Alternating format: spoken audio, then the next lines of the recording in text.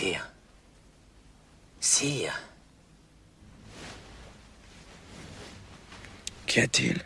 Sire, les Parisiens ont pris la Bastille.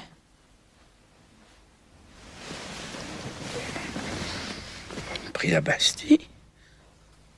Pourquoi? C'est une révolte? Non, sire. C'est une révolution.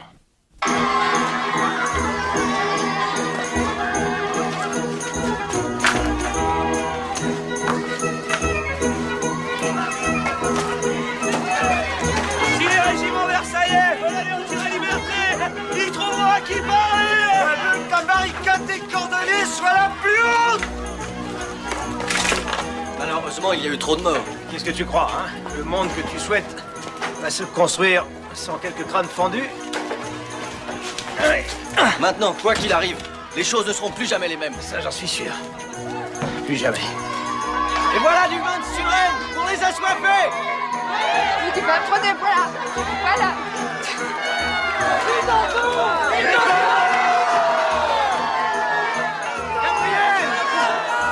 C'est plus belle que jamais.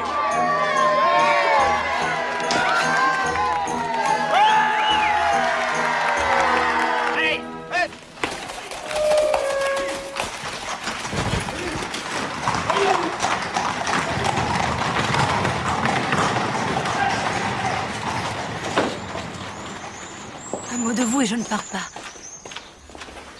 Écrivez-moi quand vous serez à Bâle. J'y serai dans une semaine. Persuadez le roi de se réfugier à Metz. Vous le devez. Il a préféré aller à Paris. Se réconcilier avec ses fidèles sujets qui vont l'assassiner. Je reste. Embrassez-moi et bon voyage.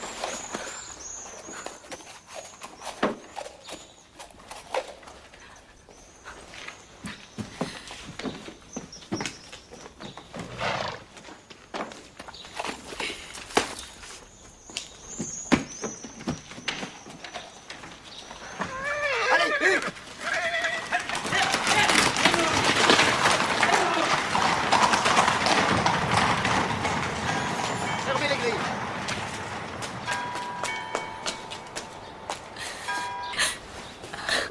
Défense de crier vive le roi.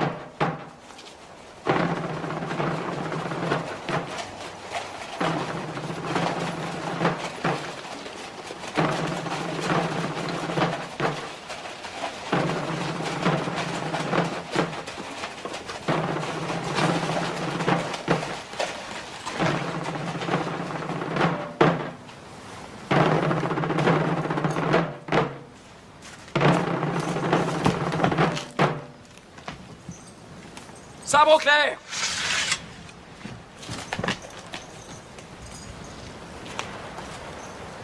Votre Majesté, ces clés sont celles qui ont été présentées au bon roi Henri IV lorsqu'il a reconquis son peuple. Aujourd'hui, c'est le peuple qui a reconquis son roi.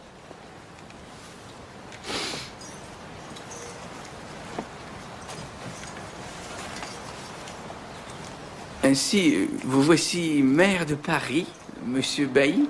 Oui, Votre Majesté. Et jusqu'à maintenant, il n'y avait pas de maire à Paris. Les électeurs ont jugé qu'il en fallait un. Ah, s'ils l'ont jugé.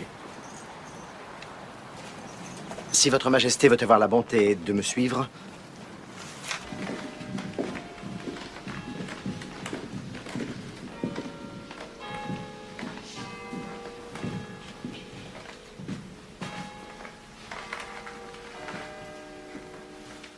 Et vous, monsieur de Lafayette, je pense que vous aussi avez quelque chose à me dire.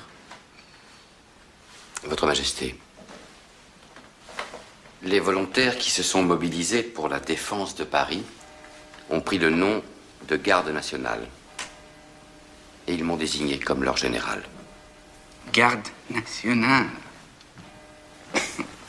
Naturellement, sire, je ne pourrai accepter cette nomination que si Votre Majesté lui donne son agrément. Il faut donc que je vous félicite, monsieur le général.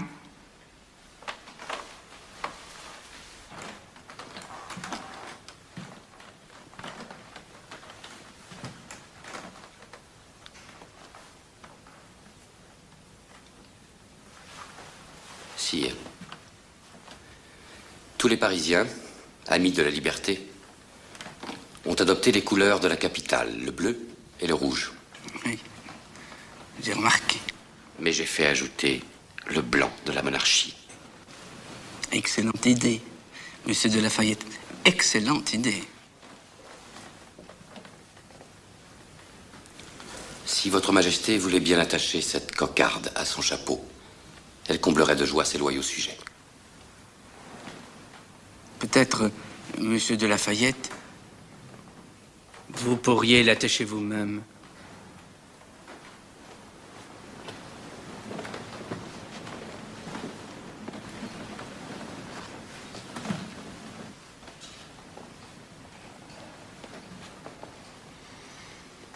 Messieurs, à mon tour, j'ai quelques nouvelles à porter à votre connaissance.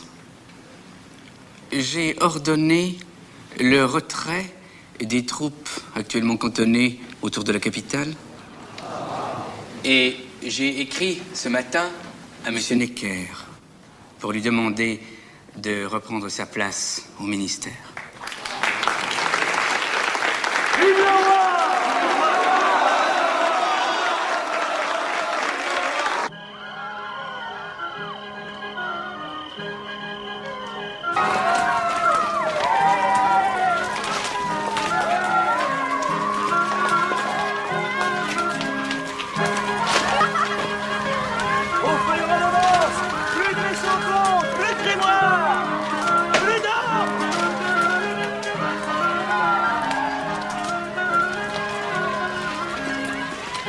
Vous voyez, monsieur le comte, toutes les corvées, ça durait depuis trop longtemps.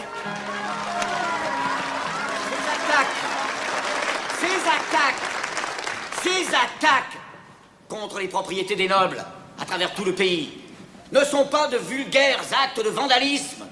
Ces attaques doivent nous remplir de fierté. Elles sont les bûchers expiatoires des privilèges.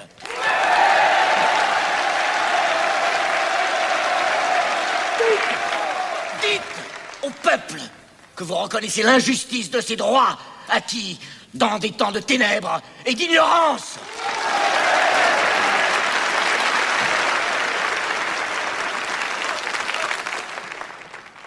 Notre collègue breton a raison.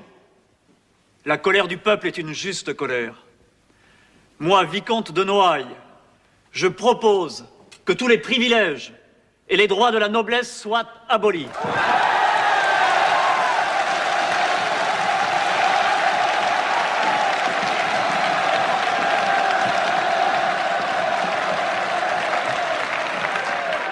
Moi, comte de Beauharnais, je propose que désormais les emplois soient ouverts à tous, nobles et roturiers.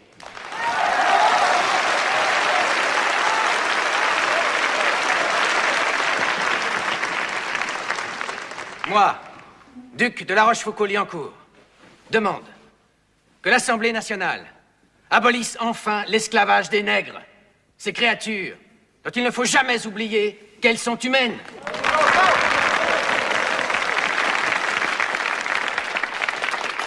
Moi, évêque de Nancy, je renonce au bien que l'Église s'est approprié injustement depuis trop longtemps. Ils se sont saoulés de belles paroles et de bonnes intentions. Et ils vont se réveiller avec une bonne gueule de bois et revenir sur tout ce qu'ils ont abandonné.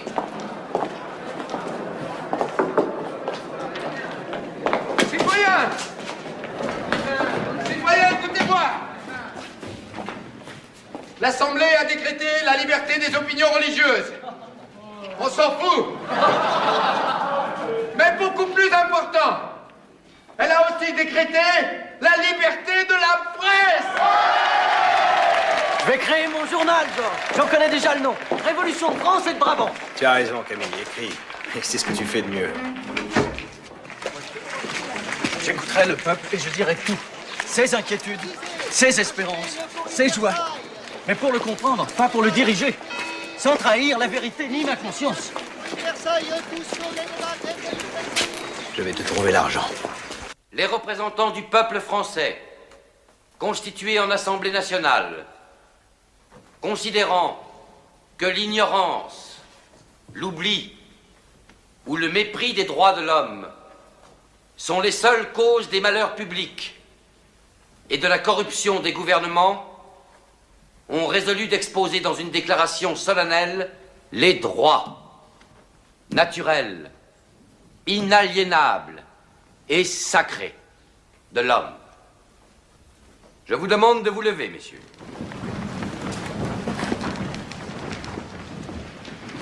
Article 1er. Les hommes naissent et demeurent libres et égaux en droit.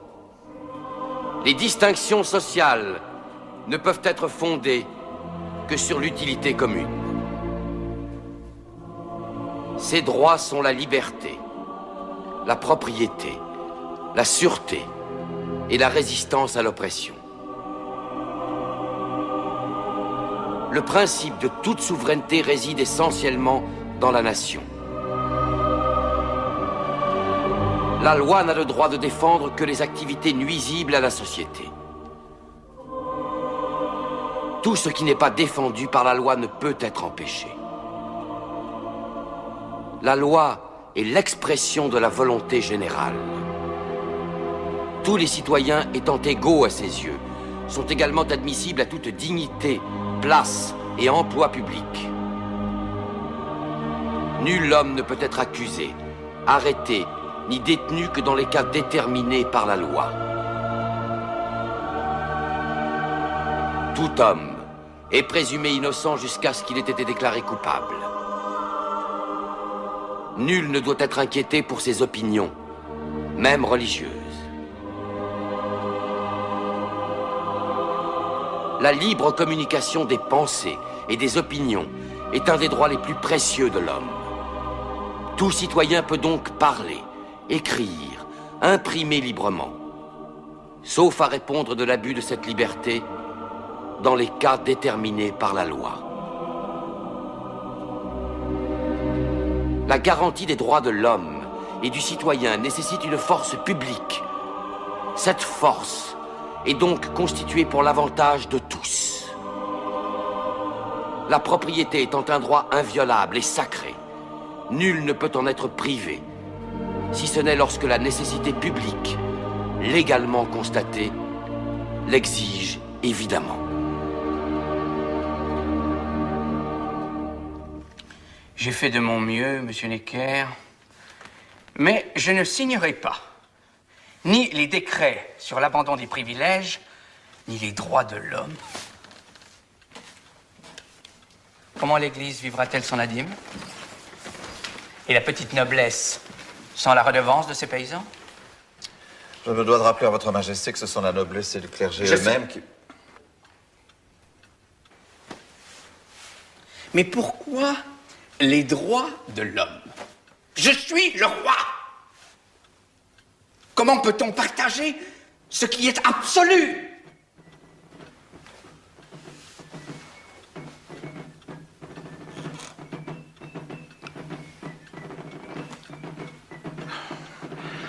Votre majesté ne doit pas se dissimuler le risque qu'elle rend. C'est précisément pourquoi j'ai fait donner l'ordre au régiment de Flandre de gagner Versailles.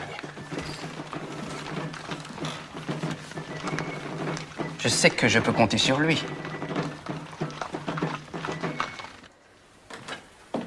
Mais... Oui, gouverner, c'est une chose sérieuse, mon cher ami. Pour y parvenir, il faut trouver un véritable équilibre de pouvoir entre l'exécutif et le législatif. C'est pour ça que vous défendez le droit de veto d'un seul homme? Que ce soit le roi, un président ou autre chose, cela est sans importance. Une assemblée toute puissante et sans fin nous conduira tout droit au gouffre. Pourquoi? Mais parce que vous y concentrez tous les pouvoirs. Ce qui est important, c'est la souveraineté. Elle doit être partagée entre le roi et l'assemblée. C'est impossible. Dans ce cas, vous créerez une dictature encore pire. Voilà. J'ai essayé d'y mettre moins d'intransigeance. Maintenant, si vous ne voulez pas signer de votre nom, alors je ne changerai plus rien. Faites voir. Oh non. C'est excellent. Comme toujours, d'ailleurs. Je vais signer ça. Voilà. Comme d'habitude, vous avez ce que vous voulez. Et vous, au moins, un repas convenable. Vous êtes un corrupteur, monsieur Mirabeau? Oh, monsieur, enfin, si ça peut vous réconforter, de tout ce que vous pouvez voir dans cette maison, rien n'est payé. À part vous, monsieur. Même les domestiques sont inquiets pour leur